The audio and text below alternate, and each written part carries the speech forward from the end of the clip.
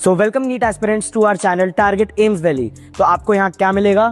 आपको इस चैनल पर मिलेंगे स्ट्रैटेजी, मोटिवेशन और सारे टिप्स एंड ट्रिक्स जिससे आप एम्स दिल्ली क्रैक कर सको, वो भी एम्स दिल्ली के स्टूडेंट्स से।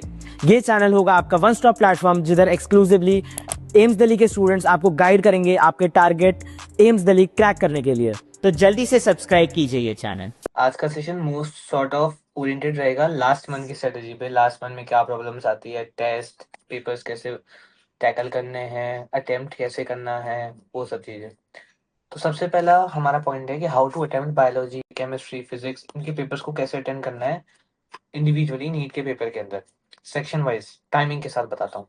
देखो, जो मैंने स्ट्रेटेजी अपनाई थी ना, ऐसा ये था कि बायोलॉजी की पर्टिकुलरली बात करूँ तो बायोलॉजी आते आते मेरा ऐसा हो गया था कि जब मैंने पूरे साल बायोलॉजी पढ़ लिया अच्छी खासी, तो मेरे को बायोलॉजी आधे घंटे में, 40 मिनट में लगभग हो जाती थी, मैक्सिमम 45 मिनट, इससे ज़्यादा मेरे को नहीं लगता था।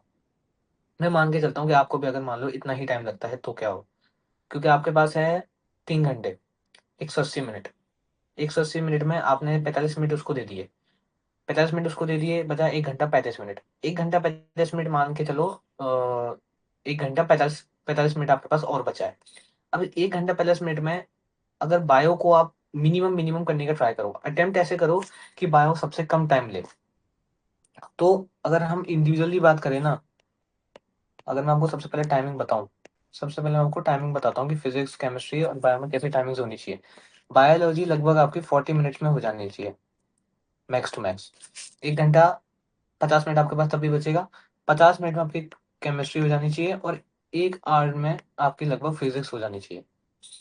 लगभग इतना तो होना ही चाहिए कि हाँ यार, ये इस टाइम फ्रेम में मैं ये सब्जेक्ट को कंप्लीट कर लूँ।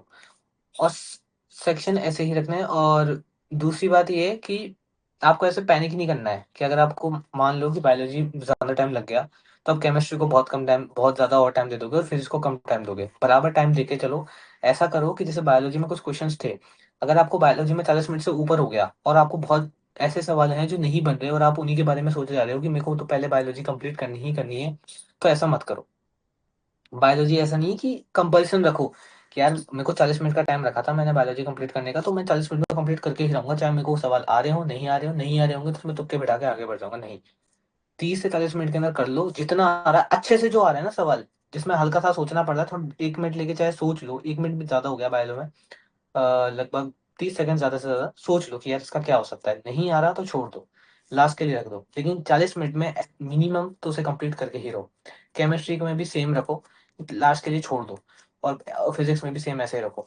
और कोशिश करो कि जैसे देखो, पहले तो होता था 3 घंटा 20 मिनट का और अभी टाइम कम कर दिया है, तो 5 5 मिनट में लेस कर दो। जैसे अभी बायोलॉजी के, अब मैंने जब दिया था तो 3 घंटा 20 मिनट का होता था, तो अब इसमें क्या टाइम फ्रेम कम कर दो। जैसे 40 मिनट की बायो कर रहे हो तो 35 से 30 मिनट के बीच में करने की कोशिश करो। और 45 मिनट में कर दो केमिस्ट्री को, पहले 50 मिनट में कर रहे थे तो। और फिजिक्स को मान लो कि 50 मिनट में करने लग गए, तो कुल मिला के आपके पास 20 मिनट का जो है वो टाइम फ्रेम बच गया एक्स्ट्रा। ये जो एक्स्ट्रा टाइम फ्रेम है ना, इसमें आप उन सवाल को करो जो पेंडिंग रह गए थे, पेंडिंग क्वेश्चंस को करो। पेंडिंग वैसे नहीं कि नहीं आ रहे तो यार छोड़ना ही पड़ेगा ऑब्वियसली, अगर बिल्कुल सवाल हिल ही नहीं रहा, आपने कभी पढ़ा ही नहीं तो नहीं आएगा। लेकिन ऐसा सवाल जो आपने पढ़ा हो लेकिन आपको स्ट्राइक नहीं हो रहा, बस थोड़ा सोचना पड़ रहा है या फिर ऐसा कोई डिफिकल्ट इक्वेशन आ गई सॉल्व करने में टाइम लग रहा है, तो उनको अभी के लिए छोड़ दो। लेकिन 30 से 35 मिनट में बायो करने का पूरा ट्राई करो। केमिस्ट्री भी 50 minute, physics max to max 1 घंटा 50 मिनट, इनकी टाइम फ्रेम में कंप्लीट करो। इसके पास बाद में आपके पास टाइम बचेगा उन पेंडिंग क्वेश्चंस को कंप्लीट करने का, फिर उन क्वेश्चंस को कंप्लीट करना। हड़बड़ाहट में बिल्कुल नहीं करना कि जल्दी जल्दी करते हैं, जल्दी जल्दी करते हैं, नहीं। सोच समझ के हर एक क्वेश्चन को अच्छे से, हर एक सेंटेंस को ध्यान से पढ़ के, क्योंकि लास्ट में ये होता है कि पेपर जो हम देते हैं ना लास्ट के महीने में, तो सिली मिस्टेक्स बहुत निकलती हैं और अधिकतर बच्चों के पढ़ते तो सब सिलेबस सेम ही है, मैंने भी वही पढ़ा, बाकी बच्चा भी कोई दूसरा पढ़ेगा जिसके 660 या 70 आए होंगे। लेकिन बस ये थी कि उसने सिली मिस्टेक उस टाइम फ्रेम में या फिर उस टेम्परामेंट में ज्यादा कर दी। आप अपना पेपर का टाइम वही रखो, 2 से 5, जिस टाइम नीट का पेपर होता है, क्योंकि उस फिर वो आपका दिमाग है उस हैबिट में आ जाएगा उस टाइम में उस पेपर के जोन में रहने की।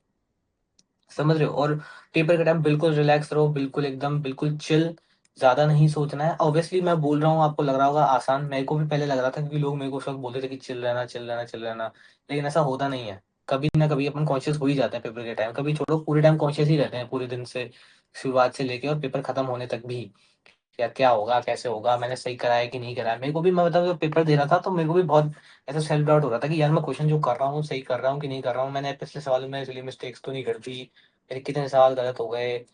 उतना नहीं सोचना, और जॉब कर रहे हो बस उसको प्रॉपरली करो।